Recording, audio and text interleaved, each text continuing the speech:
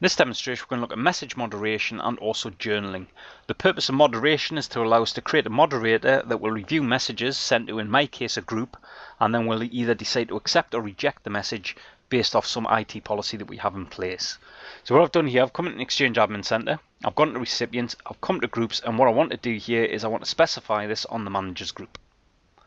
So we'll come into the properties of the group, and what we need to do here is we need to specify exactly who will moderate this group, and we'll do that by clicking message approval.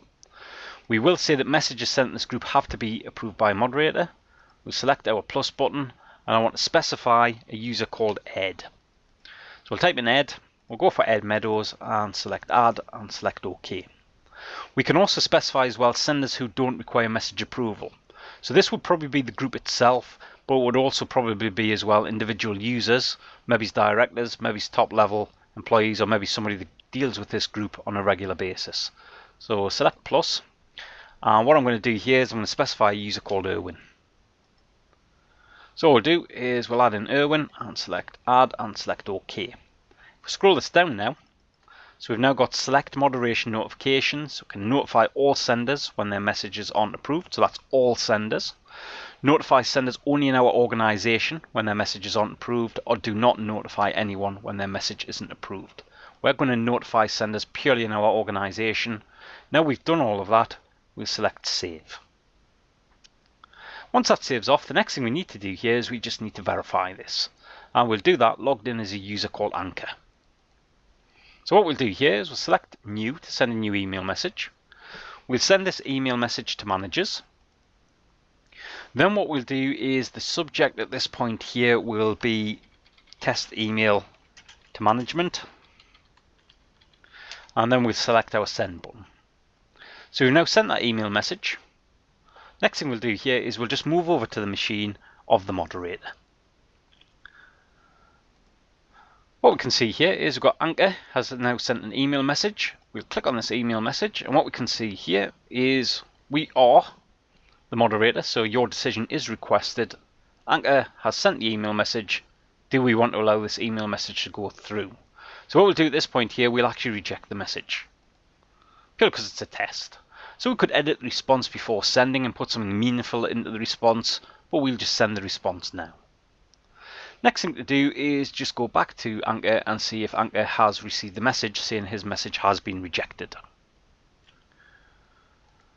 Now what we can see here, if we click on this, what we can see, your message was rejected by a moderator for these recipients.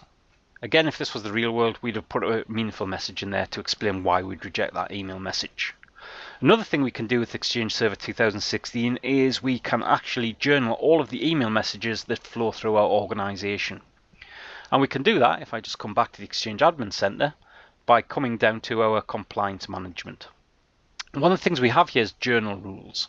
So if we select our plus button, what we can do at this point here is we can create a journal rule so that we can capture all of the email messages that flow through this organization for individual users, groups, or everybody in the organization, and we can send those reports to an individual user as an attachment. So I've got a user called Journal. The name here will be Journal Rule. What we'll do at this point here, if the message is sent or received from, this is where we could specify a specific user or group. I'm going to say apply to all messages, and then what we'll do is we'll journal the following messages. And what we'll do here, we can do for internal, external. I'm actually going to do for all messages. Then what we'll do is we'll select save. Do I want to apply this rule to all future messages? Notice it doesn't do anything in the past. And we'll select yes. That saves off the rule. I have now created my rule.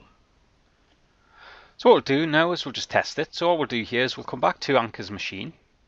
We'll send a new email. And what we'll do here is we'll send this to a user called Ed. And what we'll do here is we'll just put in journal test.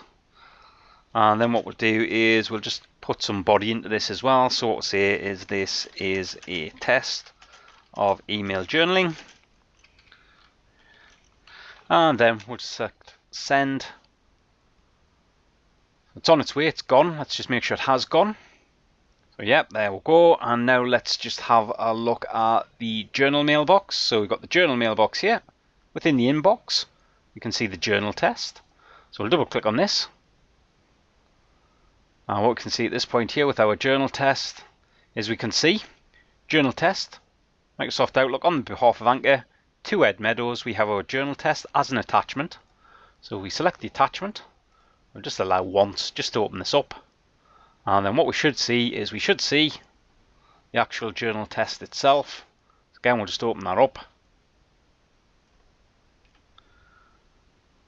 And we can now see the body of the text. So that's the end of this demonstration of having a look at moderation and also as well journaling. Thank you.